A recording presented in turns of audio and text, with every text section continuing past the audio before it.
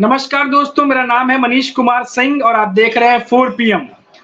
दोस्तों, आज हम फिर से हाजिर हैं आपके सामने महाराष्ट्र की राजनीति पर बात करने के लिए। और इतना कुछ है बात करने के लिए महाराष्ट्र की राजनीति पर चर्चा करने के लिए, क्योंकि रोज कुछ न कुछ खबरें आती रहती हैं, कुछ न कुछ अपडेट्स आते रहते हैं और ऐसे अपडेट्स जो पार्टियों के लिए चिंता बनाते हैं, चिंता पैदा करते हैं, लेकिन जो उसको देखने वाले हैं, जो राजनीति समझने वाले हैं, उनको चौंकाते रहते हैं। इस तरीके के अपडेट्स आते रहते हैं और महाराष्ट्र की राजनीति इन दिनों अगर बात करें तो चाहे वो महायुति हो या एमवीए हो, दोनों के लिए कभी खुशी कभी गम जैसा बना हुआ है।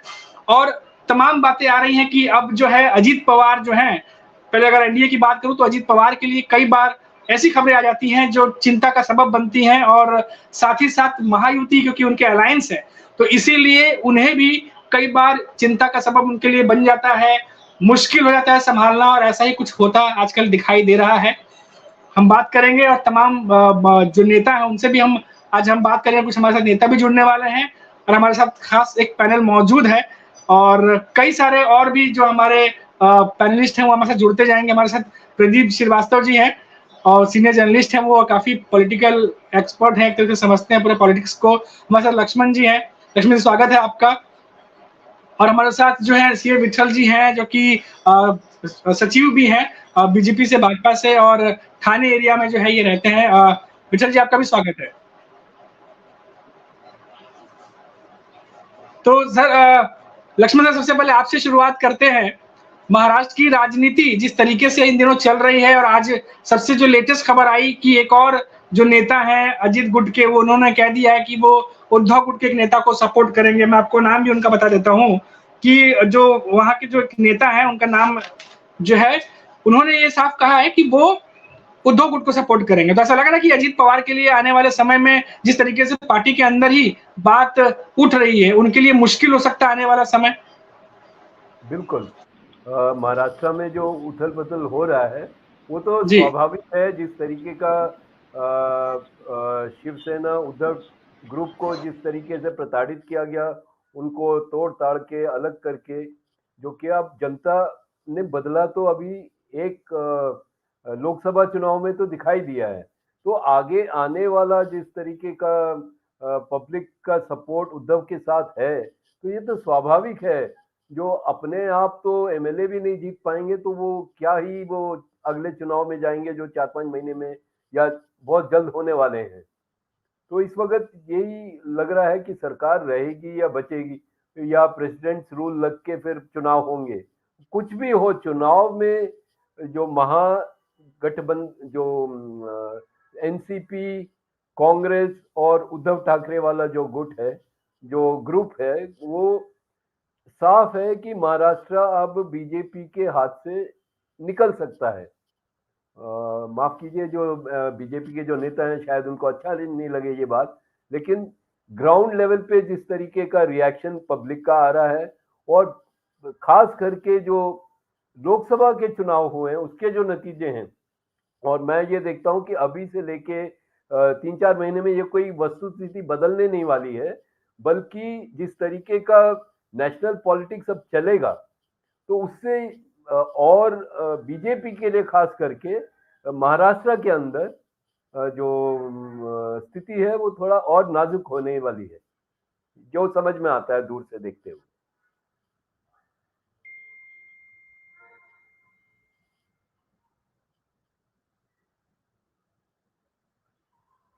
सर, आप म्यूट पे हैं मनीष जी।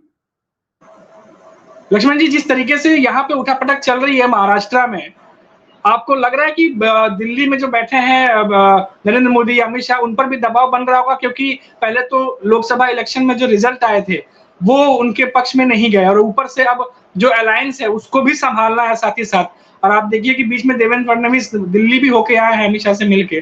तो लग रहा है कि क्योंकि एक तरफ तो विधानसभा चुनाव सामने खड़ा है, बहुत सारी चुनौतियां हैं, और साथ ही साथ जो अलायंस है उसको भी संभालना है, उनके जो नेता आवाज उठाने लगे हैं उनको भी जो है कि एक तरीके से संभाल कर रखना है। तो एक बहुत बड़ी चुनौती है महायुति के सामने। ये बहुत बड़ी चुनौती शाह और मोदी साहब के लिए है, क्योंकि ये पहली बार इस तरीके का स्थिति को फेस करेंगे। अभी तक तो उनका राज चलता रहा ना एक तरफा, तो अभी वो तो संभव नहीं है। और ऊपर से महाराष्ट्र जैसे बहुत इम्पोर्टेंट स्टेट जो अगर अपोजिशन के पास आ जाता है तो जो दिक्कत जो अपोजिशन को हो रहा था, पैसों की तंगी, शायद वो जी काफी हद तक उसका समाधान हो जाएगा। तो अपोजिशन और खुल के और मुखर होके सामना करेगा इनका। और अगर एक स्टेट इम्पोर्टेंट वाला अपोजिशन के पास आ जाता है, और ऐसा लग भी रहा है कि हो सकता है कि हरियाणा में भी कांग्रेस की प्रदर्शन अच्छी रहेगी, हो सकता है वो सरकार भी बना ले। तो दो सरकार जी अगर बनती हैं अपोजिशन की, तो उसका स्ट्रेंथ ऑटोमेटिकली आपको लोकसभा के अंदर भी दिखाई देगा। जी जी प्रदीप जी आपके पास मैं आना चाहूंगा। लग रहा है कि लोकसभा के इलेक्शन और उसके बाद जो स्थिति बनी है वो अजीत पवार के लिए आंख खोलने वाली परिस्थिति है, एक तरीके से कह सकते हैं। अजीत पवार का देखिए, अजीत पवार तो मतलब अब वे चुक चुके हैं। अजीत पवार ने जो खेल खेला था उसमें वो फंस गए हैं, और वो न घर के रहे हैं न घाट के रहे हैं। लोकसभा में जो उनके पार्टी का, उनके घटक का प्रदर्शन रहा, उससे ये साबित हो गया कि एनसीपी जो है अजीत पवार के पास सही है। देखिए 2-3 इसके इलेक्शन के पहले बीजेपी ने 3-4 पार्टियों को तोड़ा था। शिवसेना को तोड़ा, एनसीपी को तोड़ा, और उसके पहले तोड़ा था उन्होंने लोक जनशक्ति पार्टी बिहार में। तो बिहार में भी जैसे चिराग पासवान का फैक्शन जो है मजबूत होके आया, तो दूसरा फैक्शन खत्म हो गया। जी शिवसेना में उद्धव ठाकरे का फैक्शन बड़ा होके आया। शिंदे भी बराबरी का, मतलब बराबरी नहीं तो लेकिन अच्छा खासा मुकाबला किए, और शिंदे का गुट भी अच्छी सीट लेके आया। अजीत पवार चले गए। अच्छा, अजीत पवार के साथ जो लोग हैं वो बड़े महान लोग हैं, वो बड़े लोग हैं, प्रफुल्ल पटेल जैसे लोग हैं, और उनमें जो फाइटिंग चल रही है, असली खेल जो अब इस समय मारामारी हो रही है वो महाराष्ट्र चुनाव को लेकर हो रही है। अगर महाराष्ट्र चुनाव में प्रदर्शन नहीं अच्छा रहा, चाहे वो बीजेपी गठबंधन का हो, चाहे वो इंडिया का हो, चाहे वो शिंदे का हो, या चाहे अजीत पवार गुट का हो, तो वो साफ हो जाएंगे। फिर तो इलेक्शन 5 साल बाद है ना, उसके बाद तो 4 साल बाद लोकसभा का इलेक्शन मिलेगा। तो कार्यकर्ता जब तक आप पावर में रहते हैं, आपके एमएलए होते, एमपी हो, तो कार्यकर्ता आपसे जुटे होते हैं, संगठन बना रहता है। जहां आपका पार्टी जीरो हाशिए पर आती है, आप बीएसपी को देख लीजिए, सपा को देख लीजिए, और दूसरी जगह देख लीजिए, फिर पार्टी में भगदड़ बन जाती है। यही डर है। अजीत पवार के समझ में नहीं आ रहा अभी कि वो कहाँ जाए। वो जो मिनिस्ट्री को लेके झगड़ा उनके पार्टी में बवाल उठा, और राज्य मंत्री नहीं लिया उन्होंने, यहाँ तक इंडिपेंडेंट चार्ज नहीं लिया, उनकी हैसियत नहीं थी कि इससे ज्यादा बार्गेन कर सके। लेकिन वो पार्टी की इनर कॉन्फ्लिक्ट में जो है वो इस तरह फंसे हैं कि वो उनको छोड़ना पड़ा। तो इससे साफ जाहिर है कि अजीत पवार, और ये सारा बवाल जो है ये बीजेपी के पास इसलिए आएगा, बीजेपी से इसलिए रिलेटेड है कि महाराष्ट्र में चुनाव है, उनको इसी गठबंधन को लेकर चलना है। अब वो शिंदे को अगर और इनको छोड़ दे अजीत पवार को, तो जिस तरह महायुति जो है ये उभर के आई है सामने, अब की बार उनका जो प्रदर्शन रहा है, उसके बाद इनकी हालत खराब है। इधर बीजेपी के अंदर भी हालत खराब है। देवेंद्र फडणवीस जो है वो इस्तीफा देने की मांग कर रहे हैं, इस्तीफा देने की बात कर रहे हैं, उनको मना किया गया, फिर भी नहीं मान रहे हैं। कुल मिला के महाराष्ट्र की स्थिति ठीक नहीं है, वही हालत हरियाणा की है। इन सबका प्रेशर जो है वो बीजेपी के हाईकमान पे भी है। अजीत पवार की तो छोड़ी, वो तो महाराष्ट्र की राजनीति में बहुत छोटे से मोहरे रह गए हैं, लेकिन बाकी जो बड़े मोहरे हैं उन पे इसका असर पड़ेगा। जी तो देखिए, जिस तरीके से अभी विधानसभा चुनाव है सामने, और सारे विधायक जो है अपने भविष्य की चिंता करने लगे कि जो लोकसभा में जो रिजल्ट आया है उसको देख करके अगर मौजूदा स्थिति में अगर वो इसी तरीके से कंटिन्यू करते हैं और विधानसभा चुनाव में जाते हैं, तो स्थिति बड़ी डामाडोल हो सकती है उनके लिए। और साथ ही साथ जैसा कि पहले भी ये बात आई है सामने, रोहित पवार जो कि शरद पवार के पोते, उन्होंने खुद कहा था कि बहुत सारे संपर्क में हैं विधायक उनके, और साथ ही साथ उद्धव गुट की तरफ से भी ये कहा गया था। लेकिन अभी जो मैंने अभी जिक्र किया कि नरहरी जिरवाल जो है वो जो अजीत गुट के ही नेता है, और उन्होंने ये कह दिया है कि वो उद्धव ठाकरे के एक जो प्रत्याशी हैं उनका नाम जो है वो उनको संदीप गुलावली, उनको उन्होंने कहा है कि मैं उनको सपोर्ट करता हूँ इस चुनाव में। तो इस तरीके से लग रहा है कि क्योंकि किसी के मन में अगर पहले से ये बातें हों और कोई एक नेता खड़ा होकर ये बात बोल नेटवर्क हमारा गड़बड़ हो रहा है, भाजपा अब खुद का आवाज कट के आ रही है। जी तो मैं वही कह रहा था कि जिस तरीके से उनके नेता, जैसे मैंने शुरुआत में कहा था कि उनके नेता जो है उन्होंने कहा है कि जिनका नाम बताया नरहरी जो है, उन्होंने खुद बोल दिया कि उद्धव के नेता को सपोर्ट। मैं समझ गया। देखिए ऐसा है कि निश्चित तौर पे वो विचारधारा वाली राजनीति तो हिंदुस्तान में खत्म हो गई है। पहले वैचारिक रूप से पार्टी से बंधे होते थे, इसलिए पार्टी छोड़ते नहीं थे। अब वो पावर के लिए आते हैं, एमएलए के लिए आते हैं, प्रतिनिधि बनने के लिए आते हैं। अभी 5 साल 4 साल पार्टी में काम नहीं करते हैं कि वो विधायकी की या किसी न किसी की टिकट के लिए पीछे लग जाते हैं। तो अब मेन जो है पार्टी और पार्टी के लोग जो है वो इलेक्टोरल पॉलिटिक्स से रिलेटेड है, विचारधारा से रिलेटेड नहीं है। तो अगर आपकी पार्टी कमजोर होती है, अब देखिए इशू भी ऐसा इस लोकसभा चुनाव से पता चल गया कि बीजेपी की हालत खराब है। बीजेपी के पास इशू नहीं है, हिंदू मुसलमान का एजेंडा जो एक बात उनका इशू था वो खत्म हो गया। और जो पैकेजिंग चल रही थी विश्व गुरु और ये सारा मोदी की छवि वो बनारस में निकल गई। बनारस के लोगों ने जिस पर वोटिंग किया, तो सब मिला के 2 ही चीज उनके पास थी, हिंदू मुसलमान और मोदी जी की छवि। इसको लेके वो पिछले 5 साल 7 साल से लड़ रहे थे।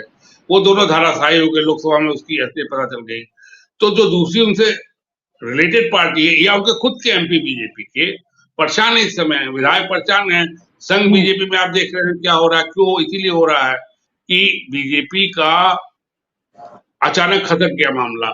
आप सरकार बना लिए, किसी से बना लिए, ईडी सीआईडी इलेक्शन कमीशन की मदद से बना लिए, लेकिन जो फफोले थे, जो घाव था, वो सब सामने ऊपर आ गया है।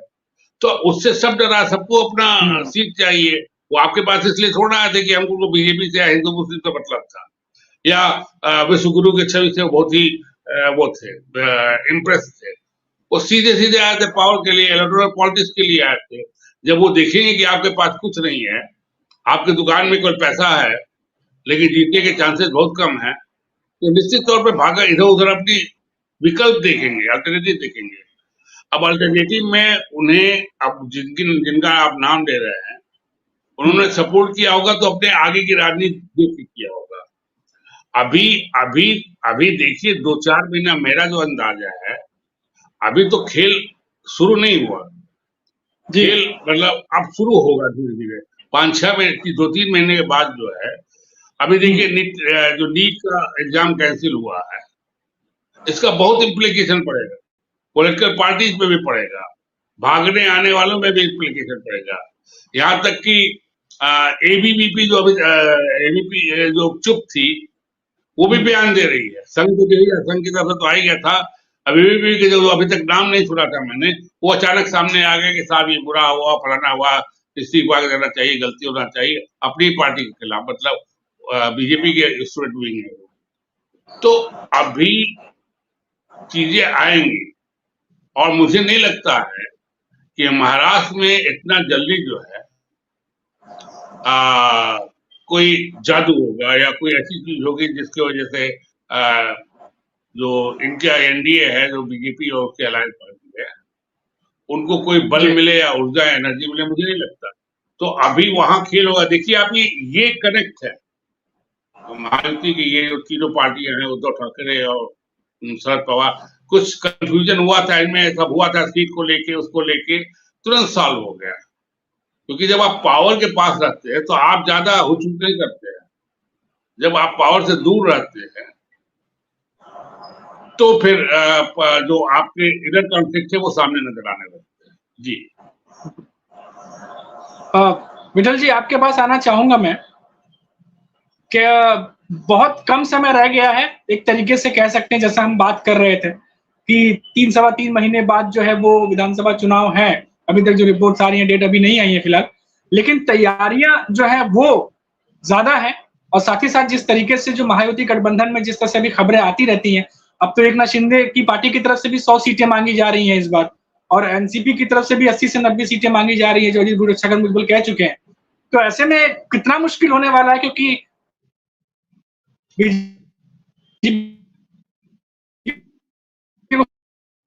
खुद की भी सीट, सब खबरें भी आ रही हैं।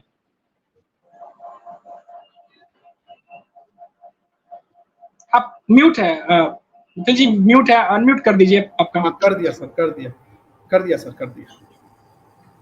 आपने लास्ट में क्या पूछा? आपकी आवाज क्रेक हो रही थी। मेरा सवाल यही था कि किस तरीके से अब आगे तैयारियां करनी पड़ेंगी, क्योंकि सहयोगी दल भी सीट मांग रहे हैं इतना ज्यादा, और बीजेपी को खुद को भी सीट रखना है, और अभी क्या कुछ अपडेट हम जो बात कर रहे थे आप देख ही रहे हैं कि क्या मायावती के अंदर चल रहा है, तो समय कम बचा है, तैयारियां बहुत ज्यादा है।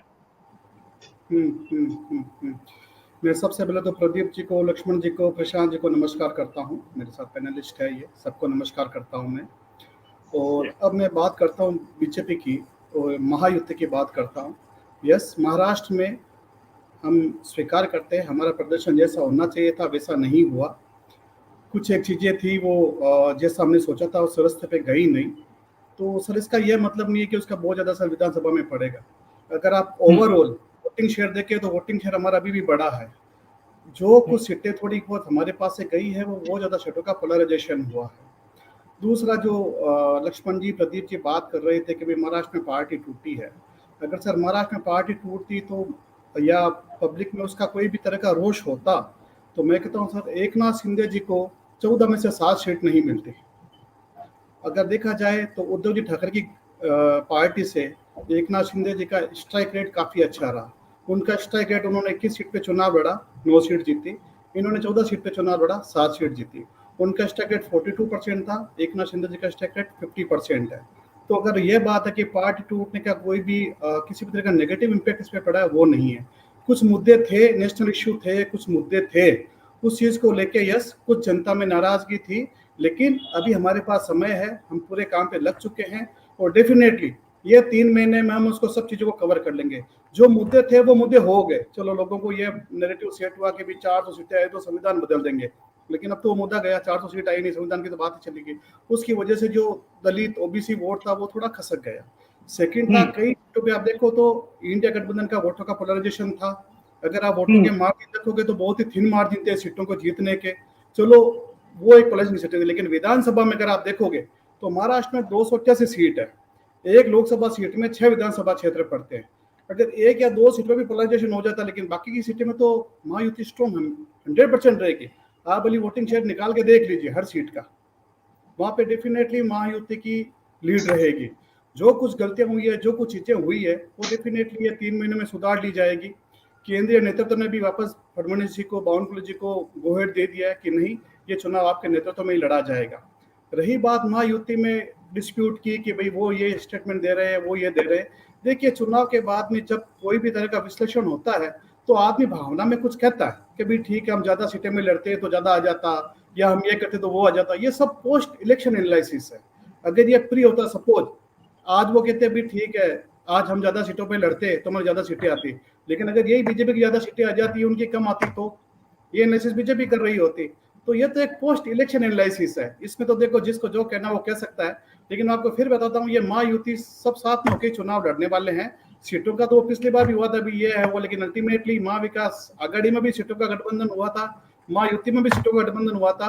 अब ये 3 महीने चुनाव के, देखो इसमें हर तरह की कोई ना कोई डेली न्यूज आती रहेगी, किसी ने क्या कहा, किसी ने क्या कहा, किसी ने क्या कहा। अभी आप ये जो अपने ग्रेजुएट कॉन्स्टिट्यूंसी के वोट चल रहे हैं, उसमें भी तो उद्धव ठाकरे जी के ग्रुप की तरफ से कैंडिडेट घोषित हो गए, तो कांग्रेस ने बोला ही था कि हमसे पूछा ही नहीं, आपने घोषित कर दी है।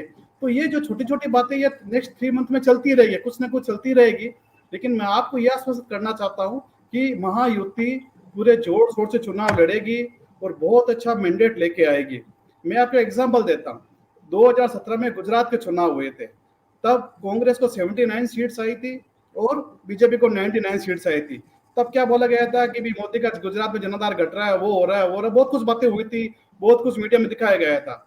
लेकिन वही वापस 2022 में चुनाव हुए, तब क्या हुआ, बीजेपी 152 सीट लेके गई, वन साइड लेके गई। 2019 का मैं आपको 2018 का मैं आपको एग्जाम्पल देता हूँ, जब 4 विधानसभा के चुनाव हुए थे, छत्तीसगढ़, कर्नाटक, मध्य प्रदेश और राजस्थान, चारों के चारों सीटें बीजेपी हार गई थी। लेकिन लोकसभा चुनाव में क्या हुआ? आफ्टर 3-4 मंथ्स 5 मंथ्स क्या हुआ? एनडीए को कितने सीटें मिली? 353 सीट आ गई एनडीए की। सेम वही है। यस, कुछ चीजें हुई है, कुछ अर्थमेटिक कैलकुलेशन खराब हुए हैं, सब है, लेकिन ऐसा नहीं है कि हमने हार मान लिए या अब हम एकदम डिप्रेस हो गए हैं या डीमोटिवेट हो गए हैं कि अब हम तो हार गए, अब हमारा कुछ नहीं हो सकता। ऐसा कुछ नहीं है सर। गलतियों से सब सीखा जाता है, उनको ठीक करके आगे बढ़ा जाता है। और डेफिनेटली मैं आपको बताता हूँ, महायुति का प्रदर्शन बहुत ही शानदार होगा। और जो बातें हैं कि भी अजीत गुट के वो बोल रहे हैं कि हम इनको सपोर्ट करेंगे, वो सपोर्ट करेंगे, ऐसे स्टेटमेंट सर आते ही रहेंगे, डेली कोई ना कोई स्टेटमेंट देते ही रहेगा, आप सुनते ही रहोगे। हमारी तरफ से भी आएंगे, उनकी तरफ से भी आएंगे। तो ये तो चुनावी माहौल है, इससे तो माहौल बनता है चुनाव का, तो ये तो होते ही रहेंगे। रही बात केंद्रीय नेतृत्व की, तो ठीक है, इन महाविकास आघाड़ी को 235 सीट आई है, कांग्रेस को 99 सीट आई है। उत्साह होना अच्छी बात है, बहुत है, लेकिन अति उत्साह होना बहुत खराब है। ऐसा नहीं है कि केंद्र में सरकार एनडीए की नहीं है, इनकी सीटें जरूर आई है, लेकिन वो सीटें, आपका ये आंकलन नहीं है कि आप सरकार गिरा दोगे या वो सरकार चली जाएगी, ऐसा कुछ भी नहीं है। अगर आप सिंपल गणित भी देखोगे तो एनडीए की सरकार केंद्र से कभी नहीं गिरने वाली है। बाकी जो सब है वो सब मीडिया के कयास है, ये हो जाएगा वो हो जाएगा, ऐसा कुछ भी नहीं होने वाला है। महाराष्ट्र की मैं आपको बताता हूँ, महायुति पूरे गठबंधन के साथ चुनाव लड़ेगी और बहुत अच्छी विजय लेके आएगी, ये मैं आपको बता देना चाहता हूँ। विठल जी, एक सवाल था मेरा कि कहते हैं कि साथ में चुनाव लड़ने के लिए आपसी तालमेल बहुत जरूरी होता है, और अभी हमने देखा कि रामदास कदम जो है उन्होंने भी कहा है कि सीटों का बंटवारा लेट हुआ इसीलिए हम नहीं जीत पाए, वरना सीट ज्यादा आती हमारे पास। और छगन भुजबल जो है वो भी एनसीपी के नेता, वो भी जो आरएसएस का जो मुखपत्र है ऑर्गेनाइजर, जो उसमें खबर आई थी कि जब लिखा गया था कि अजीत पवार के बारे में, तो वो भी थोड़े से नाराज हुए थे, बोले थे कि यूपी में तो हम नहीं थे, तो वहां भी कैसे सीटें कम हो गई।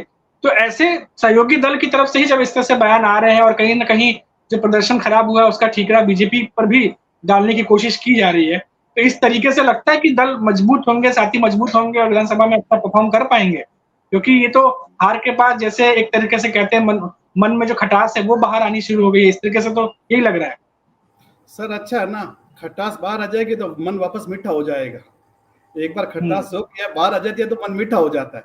मैं फिर आपको बताना चाहता हूँ, महायुति मिलके चुनाव लड़ेगी, चुनाव में खटास मिठास होती रहती है, ये चुनाव है, तरह तरह के स्टेटमेंट आते रहेंगे, कोई कुछ बोलता रहेगा, कोई बोलता रहेगा, लेकिन अब नहीं है, किसी भी जिम्मेदार नेता ने ये बोला है, क्या एकनाथ शिंदे जी ने ये बोला है, या देवेंद्र फडणवीस जी ने ये बोला है, या अजीत दादा पवार ने ये बोला, किसी ने नहीं बोला ना। कोई भी पार्टी का नेता या कार्यकर्ता अपनी भावनाएं व्यक्त कर सकता है, ये इसमें कोई बुरा ही नहीं है, वो अपने मन की बात है वो कह सकता है। आज यहाँ पे सभी बैठे अपने मन की बात है वो कह सकते हैं, सब अपने परसेप्शन है कि भाई ऐसा होना चाहिए, ऐसा होना चाहिए, ऐसा होना चाहिए, लेकिन at the end of the day क्या होगा, जब वापस सीटों का बंटवारा होगा, सभी शीर्ष नेतृत्व बैठेगा, अपने आपस में डिस्कस करेंगे और सब क्लोज कर लेंगे, जैसे महाविकास आघाड़ी में हुआ, सेम महायुति में भी होगा। ऐसा जो मन मुटाव वाली बातें हैं ये ठीक है, थोड़े दिन चलती रहती है, लेकिन उसके बाद में सब सेटल हो जाती है।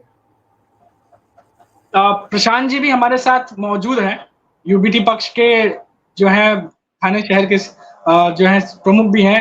प्रशांत जी अनम्यूट कर दीजिएगा। मेरा सवाल आपसे ये है, आपसे ये पूछना चाहूंगा कि ऐसा लगा था कि शिवसेना बनाम शिवसेना लोकसभा के बाद जो रिजल्ट आएंगे उसके बाद कम हो जाएगा, लेकिन वो तो और जो स्थापना दिवस मनाया गया है उसके बाद से तो ये और भी ज्यादा बढ़ता हुआ दिखाई दे रहा है, क्योंकि दोनों तरफ से जहां उद्धव ठाकरे ने जहां एक तरीके से मंच से सीधा चुनौती दे डाली नरेंद्र मोदी जी को, और हमने देखा वहां एकनाथ शिंदे वहां से वो बोल रहे थे कि हम ही हैं जो बाला साहब के विचारों को लेकर चल रहे हैं और हिंदुत्व की बात करते हैं। नमस्कार मनीष जी, आवाज आ रहा है? बिल्कुल बिल्कुल आ रही है आपकी आवाज। अपन 1 महीना पहला भी अपन लाए थे, तभी भी यही सवाल था और आपने सवाल किया था कि एकजुट हो जाएंगे कि नहीं।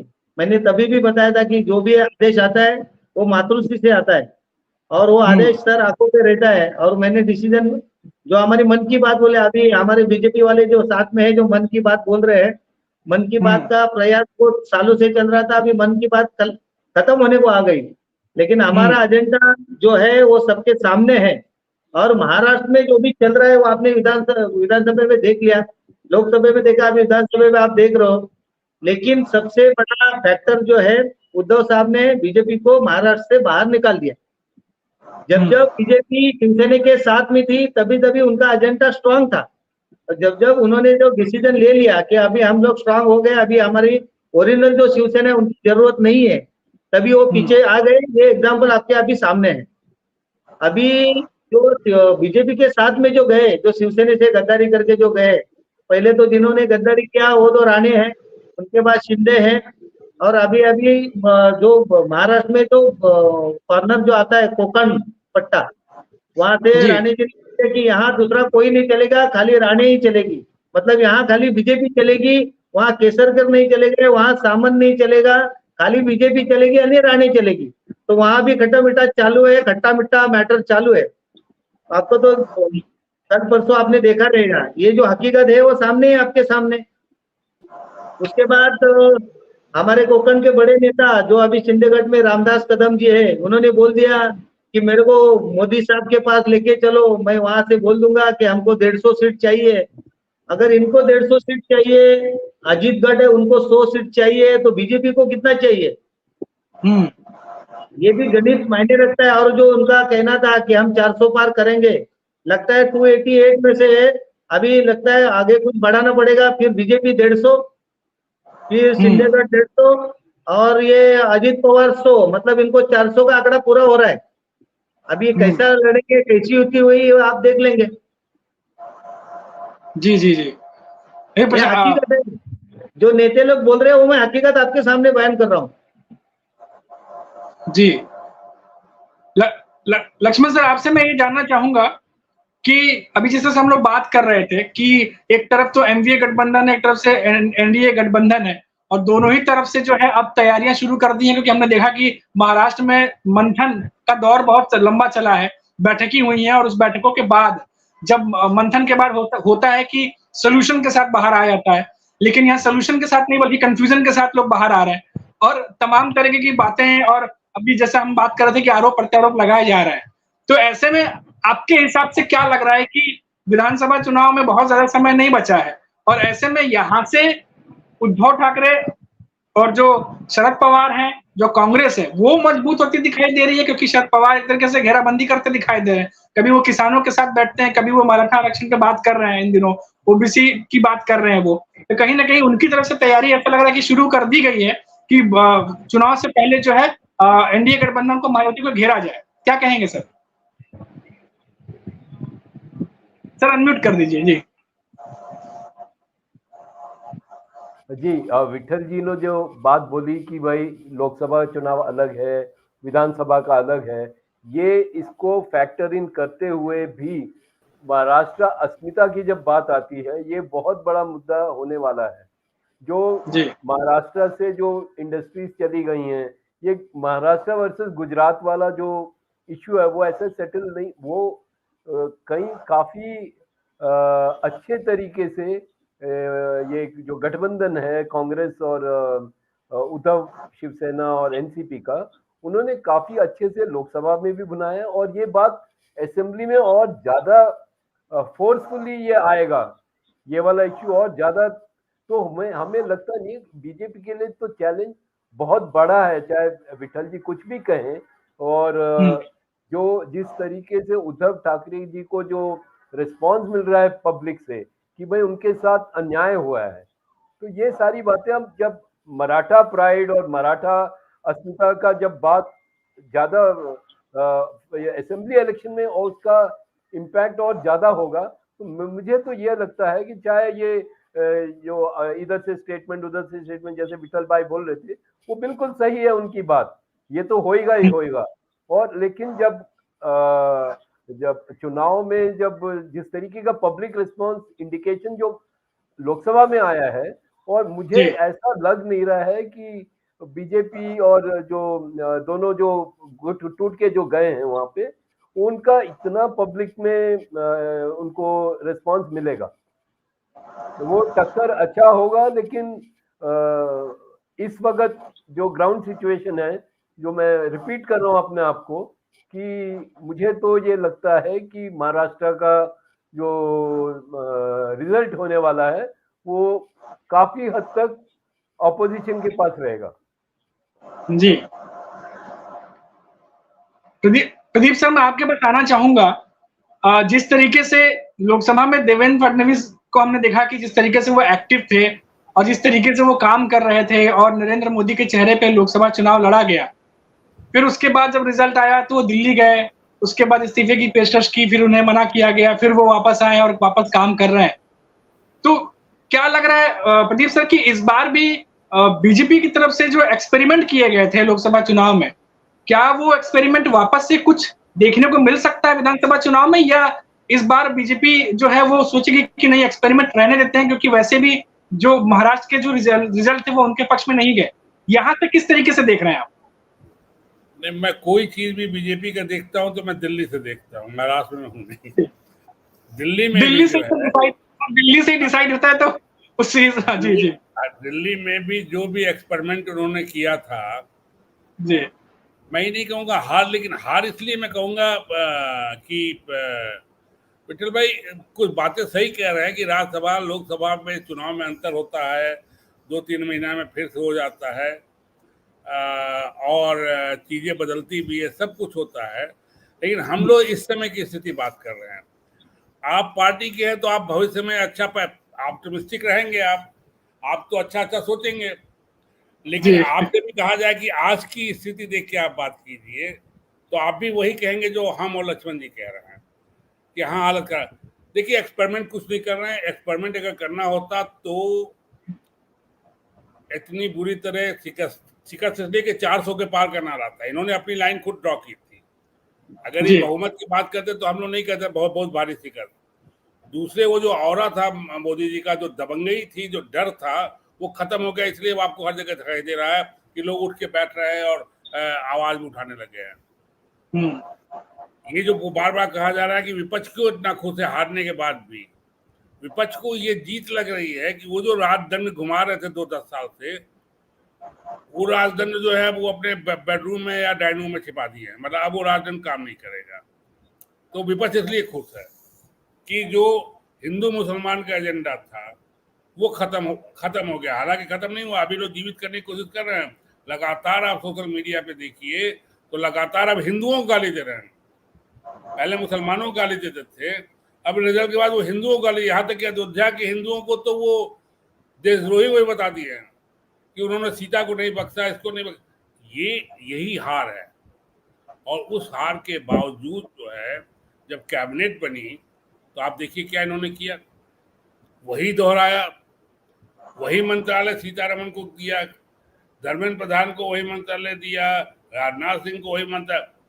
जबकि आपको ये समझना चाहिए कि इन्होंने ये भी मान रहे हैं विठल भाई कि नाराजगी है जनता में, तो जनता की नाराजगी के लिए आप क्या दूर कर रहे हैं? आप फेस बदलते हैं।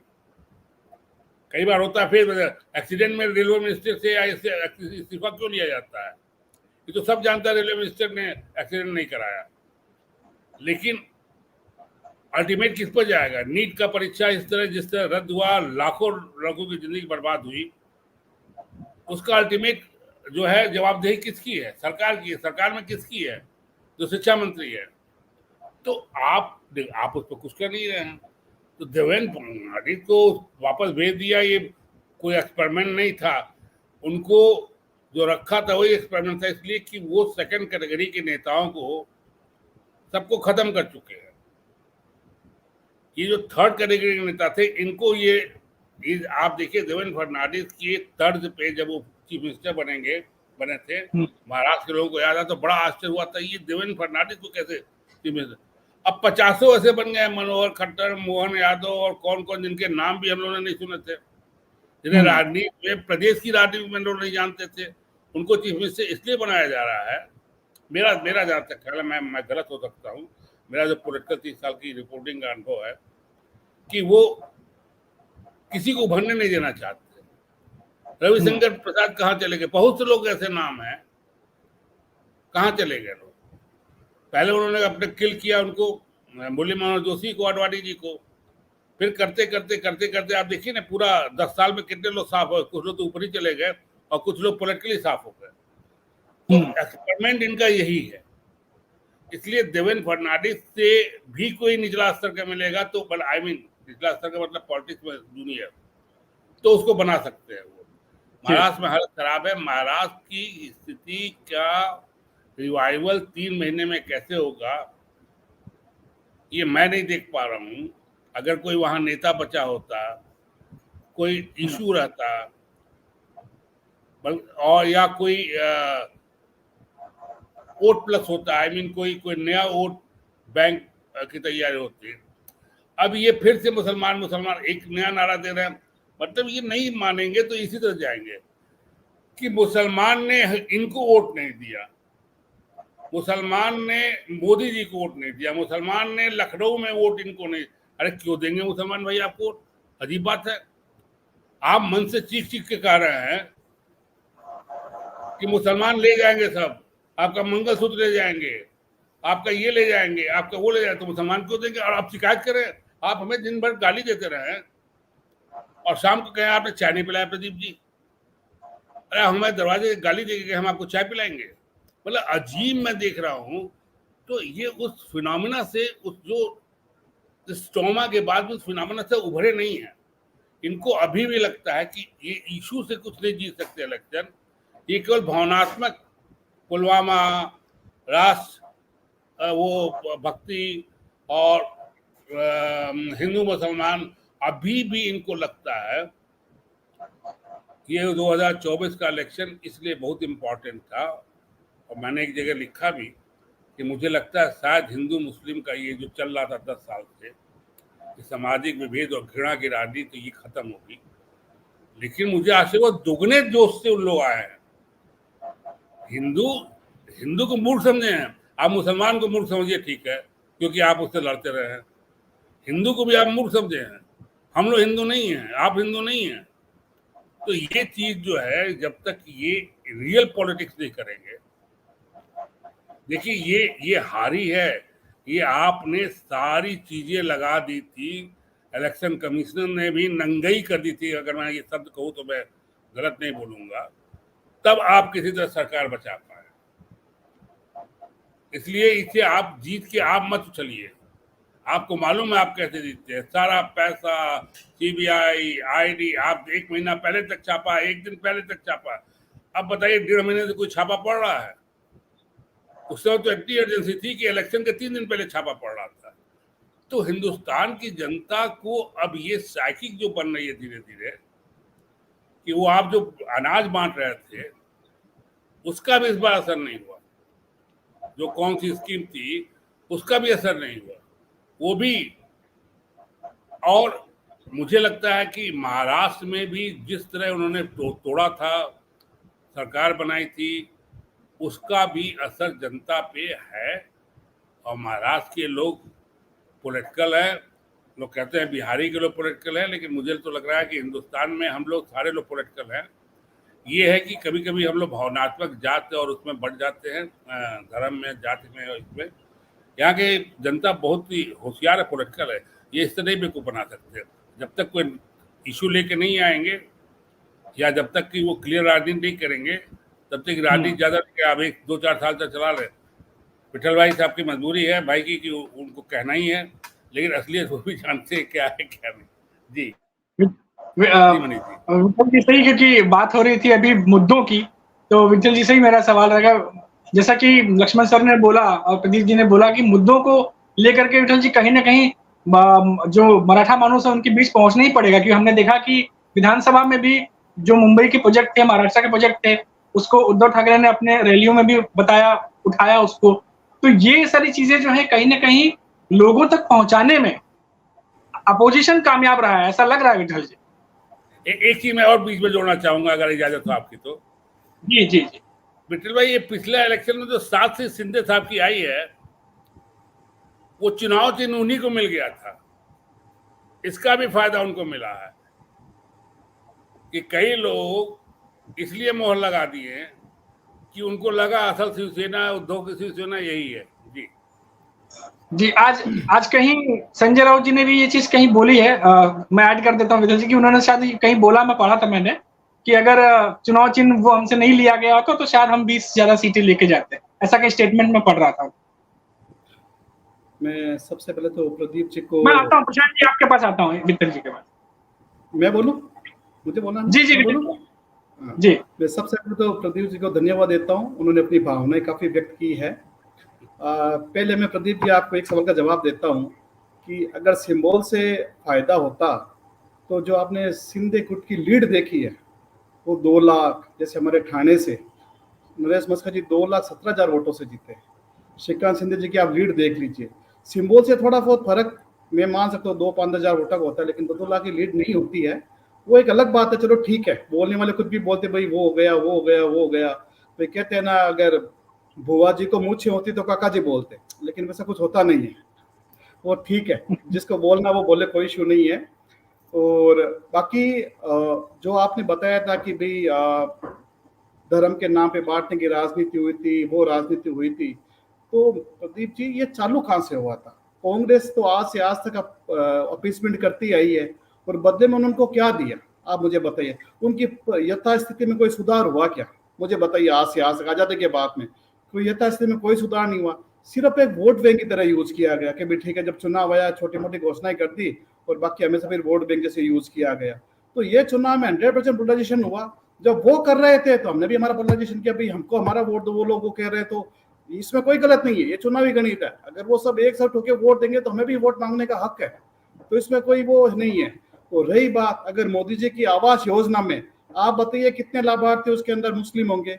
आप जो 80 करोड़ लोगों को अनाज मिल रहा है उसमें आप बताइए उसमें कितने मुस्लिम लाभार्थी होंगे? क्या केंद्र सरकार ने कोई भी योजना करते समय ये भाई मतभेद किया क्या कि भाई मुस्लिमों को नहीं मिलेगी, सिर्फ हिंदुओं को मिलेगी? ऐसा कोई भी डाटा नहीं। आप उठा के देख लीजिए, सारे के सारे डाटा आरटीए लगा के देख लीजिए, उसके अंदर कितने लाभार्थी है। तो ये सब कहने की बात है, ऐसा कुछ भी नहीं है। सेकंड, जो आपने बोला कि महाराष्ट्र से बहुत सारा बिजनेस गया है, अभी लेटेस्ट आपने 4 दिन पहले पढ़ा होगा, महाराष्ट्र में सबसे बड़ा बंदरगाह डेवलप हो रहा है। महाराष्ट्र में जितना बिजनेस आया उतना कहीं नहीं गया है। जो कंपनियां गई है वो अपनी मर्जी से गई है, क्योंकि उनको 2-2.5 साल तक अप्रूवल ही नहीं मिल रहे थे, न कोई जगह का डिस्कशन हो रहा था। तो फिर कंपनियां क्या करती? जब ये नई सरकार ने 2.5 साल बाद टेक ओवर किया तो कंपनियों के पास एक अपना टाइम लिमिट होता है, वो कितना फाइनेंस कॉस्ट बेयर करेगी, तो they have to shift somewhere. तो इसमें उसमें कोई गवर्नमेंट का लेना देना नहीं है। मैं कहता हूं जब 2.5 साल के बाद में वापस एकनाथ शिंदे जी की इसकी इंडिया की गवर्नमेंट आई, उसके बाद क्या डाटा निकालिए, जीएसटी कलेक्शन के डाटा निकालिए, एडवांस टैक्स के डाटा निकालिए, सर फैक्ट पे जाइए कि महाराष्ट्र में धंधे बाहर गए कि नहीं गए, रोजगार में कितनी वृद्धि हुई है। महंगाई का मुद्दा, सर ऐसी कोई भी सरकार नहीं है जहां महंगाई और बेरोजगार का मुद्दे का रोना नहीं रो गया। आप 1947 से लेकर 2024 तक देख लीजिए, ऐसी कोई भी सरकार नहीं आई है जब महंगाई या बेरोजगारी का मुद्दा नहीं रोया गया। मैं आज को आप बताता हूँ, पर कैपिटल इनकम कितनी बड़ी है।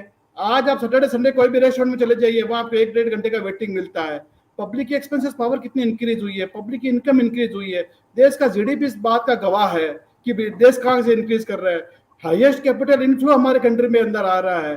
तो ये देखो, जो विपक्ष को बातें करनी है वो करेगा ही करेगा। कभी महंगाई है, बेरोजगारी है, धर्म का बात करते हो, हिंदू मुस्लिम करते हो, वो विपक्ष के मुद्दे वो करेंगे ही करेंगे। मैं महाराष्ट्र की राजनीति में आपको फिर बता देता हूं कि हमारे वोटिंग शेयर में कोई कमी नहीं आई है। ठीक है, कुछ वोटर का पोलराइजेशन हुआ है, कुछ थिन मार्जिन से सीटें रह गई है, निकल गई है, तो इसका मतलब ये नहीं है कि मराठा वोटों तक हमारी अप्रोच नहीं है या मराठी वोट हमसे टोटली छिटक गए। ऐसा कुछ भी नहीं है। और या पार्टी टूटने का कोई नुकसान हुआ है, अगर पार्टी टूटने का नुकसान हुआ होता तो मैं कहता हूँ एकनाथ शिंदे जी को एक भी सीट नहीं आती। ऐसा कुछ भी नहीं है। उनकी स्ट्राइक रेट में, जैसे पिछली बार ही बताया था, उनकी strike rate Uddhav ji Thackeray group से ज्यादा अच्छी है। उनकी 42% स्ट्राइक रेट है, इनकी 50% स्ट्राइक रेट है। तो इसके अंदर कोई पोलराइजेशन नहीं हुआ है। दूसरा, जो 400 पार के मुद्दे का नैरेटिव बनाया गया कि भाई संविधान बदल देंगे, वो मुद्दा अब रहा ही नहीं।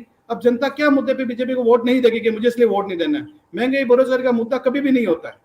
ये हर सरकार के पास इशू रहते ही रहते हैं कि भाई महंगाई है, बेरोजगारी है, वो कभी नहीं खत्म हो सकती।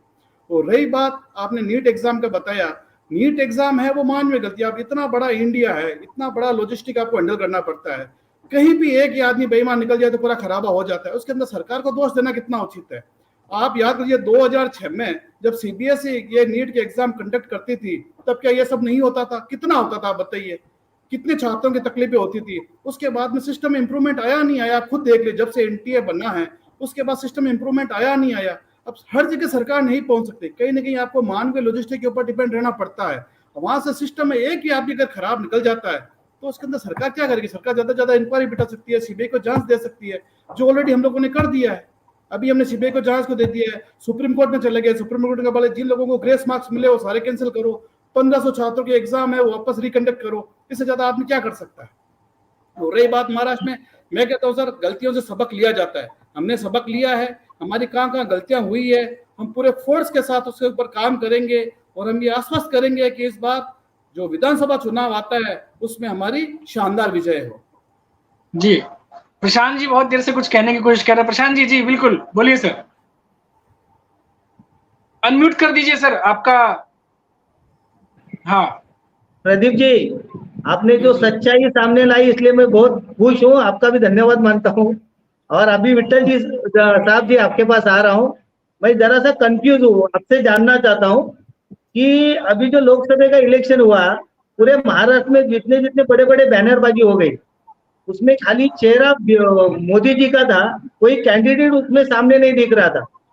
एग्जाम्पल ठाणा है, नासिक है, कोकण में है, हर जगह पे जहां जहां उम्मीदवार खड़ा था लोग कंफ्यूज थे कि हमारा कैंडिडेट मोदी तो नहीं है, तो इसलिए लोग कोई ढूंढ रहे थे कि मशीन में मोदी तो नहीं थे। तो इसका तो मतलब ऐसा तो नहीं ना कि हर जगह पे जीता तो मोदी जी के वजह, हारा तो तुम्हारे गलती के वजह से, ऐसा तो कुछ नहीं था ना, क्योंकि आप 27 में से डायरेक्ट 9 पे आ गए, इसका रीजन समझ में नहीं आ रहा है सर। और बीच बीच में अभी मैं जिस ठाणे में रह रहा हूँ और ठाणे में जितना भी बीजेपी वाला का जो भी संगठन है, बीच बीच में ऐसा भी 1-2 साल चल रहा था कि हिंदू खतरे में है, हिंदू खतरे में है। अभी महाराष्ट्र से लेके दिल्ली तक आप ही बैठे हो, तो हिंदू खतरे में कैसा वो समझ में नहीं आ रहा था। मतलब कुछ कंफ्यूज हूँ मैं, जरा आप मेरे को बताएंगे तो अच्छा लगे, क्योंकि आप बीजेपी के नेता हो, वरिष्ठ हो, अभ्यासक हो, तो मेरे को बताएंगे तो मेरे को ऐसा लगेगा कि कुछ मुझे भी मेरे को ज्ञान नहीं हो आपसे मिलेगा अभी। और सुनो ना, और जो बीजेपी के साथ गया है उसका यूजन थ्रू हुआ है क्या? मतलब जैसे कि अपन ये एग्जांपल दे रहा हूँ, मार्केट में गए, सब्जी लाई, कांदा बटाटा घर पे लाया और थैली फेंक दिया, ऐसा बीजेपी में जाने के बाद होता है? क्योंकि देखो अभी मनसे जी, हमारे राज ठाकरे जी, इतने ब्रांड है, जो महाराष्ट्र के ब्रांड नेता है, उनकी सभा और उनको सुनने के लिए लाखों लोग आते हैं।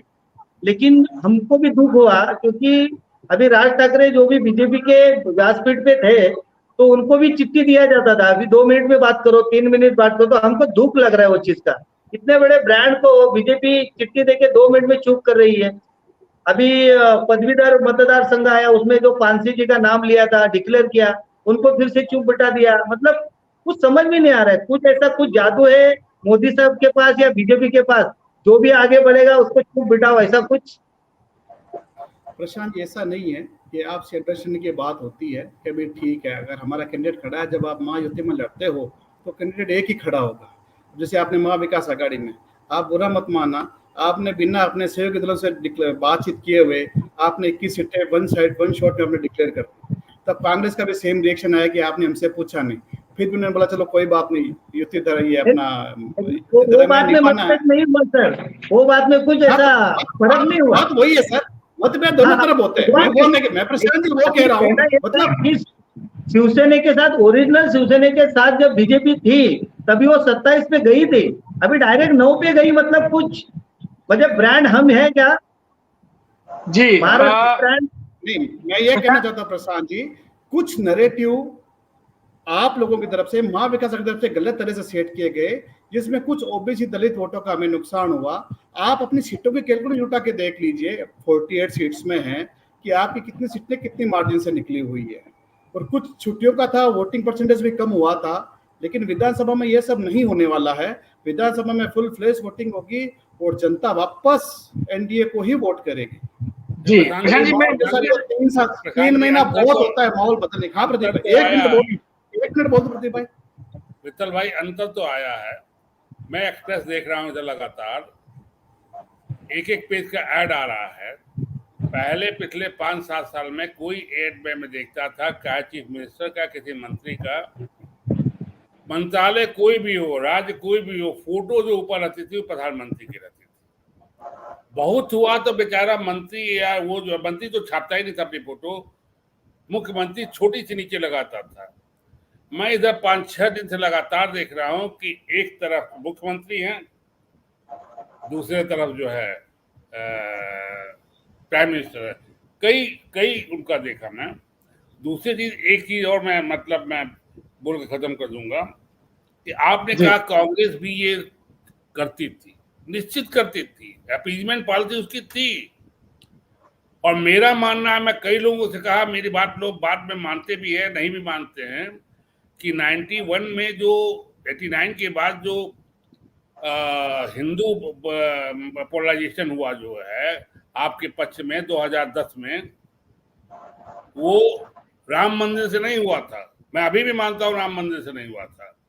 होता तो 93 में कल्याण सिंह ने 92 में इस्तीफा दिया मंदिर का लेके, और 93 में हार नहीं जाते, पूरी सरकार हार गई उनकी।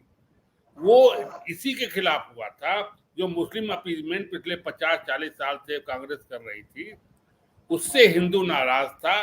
वो हर जगह रंगनाथ मिश्रा कमेटी या रिजर्वेशन और ये, तो उससे जो है हिंदू जो है वो पोलराइज होता गया। मैंने अपने रिश्तेदारों में देखा, अपने दोस्तों में देखा गाली देते हुए, जब मैंने 13-14 में कह दिया था कि हिंदू बुरी तरह पोलराइज हो रहा है। वो हिंदुत्व नहीं था, मैं फिर कह रहा हूँ, हिस्टोरिकल फैक्ट है कि हिंदुत्व पे नहीं था, और ये बीजेपी को लोग नहीं समझते। तीसरी चीज जो मैं ये आपको बताने जा रहा था, आंकड़े की बात जो है वो छोड़ दीजिए, आंकड़ा तो वो इतना परसेंट, वो परसेंट, ये परसेंट, जमीन पे हाँ ये सही है। महंगाई जो है 1960 से गाना आ रहा, फिल्म इंडस्ट्री में भी गाना महंगाई को लेकर आता है, महंगाई को लेकर रोया जा रहा, बहुत कोई संदेह नहीं, लेकिन ये नहीं था। ये जो खाई बढ़ी है पिछले 15-20 साल में, मैं कहता हूं कि उदारीकरण के बाद से स्टार्ट जो हुआ था, तो जितना अभी तक नहीं हुआ था, ये पिछले 10 साल में आप तो खुद देख सकते हैं। पूरी इंडस्ट्री, इंडियन की सरकार की पूरी industry, public money, public sector, तो किसी के बाप का है नहीं। कांग्रेस हो, बीजेपी हो, लेफ्ट हो, किसी के बाप का नहीं है। उसको आप भी धड़ाधड़ बेच रहे हैं, कांग्रेस भी बेच रही थी, लेकिन आप तो एक आदमी को देश का सारा संसाधन दे दिया, केवल पब्लिक सेक्टर नहीं दिए आप। तो अंदर से आपको भी फील हो रहा होगा, बीजेपी के कार्यकर्ताओं को भी फील होता है, पोर्ट भी एक आदमी का, हवाई जहाज भी उसी का, गोदाम भी उसी का, सेब की सप्लाई भी उसी का, सब्जी भी वही बेच रहा है, तो आपको भी फील होता होगा। इसलिए मैं कह रहा हूं कि ये अंतर है। हम लोग भी कांग्रेस का, जब सरकार थी, कांग्रेसी का विरोध करते थे।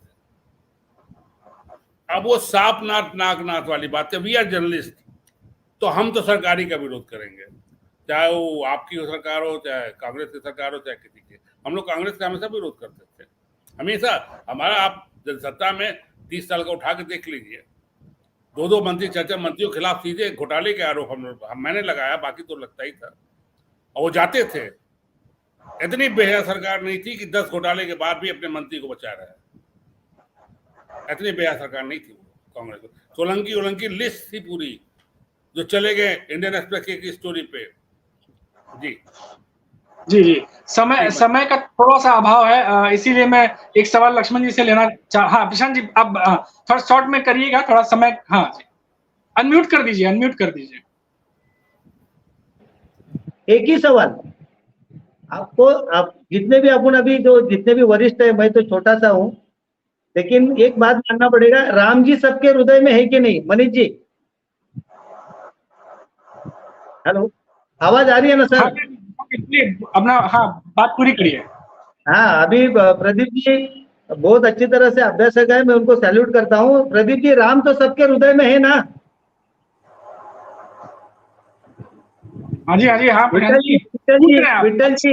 विठल जी आप भी मानो, राम जी सबके हृदय में है, लेकिन मेरे को एक बात नहीं आई, समझ में आई, मंदिर को कलश भी नहीं था, कलश का स्थापना भी नहीं होता, फिर भी राम जी को लेके इतने बड़े 20 फुट के मोदी जी 2 फुट को राम को लेके मंदिर में जा रहे, ये कितना सही था?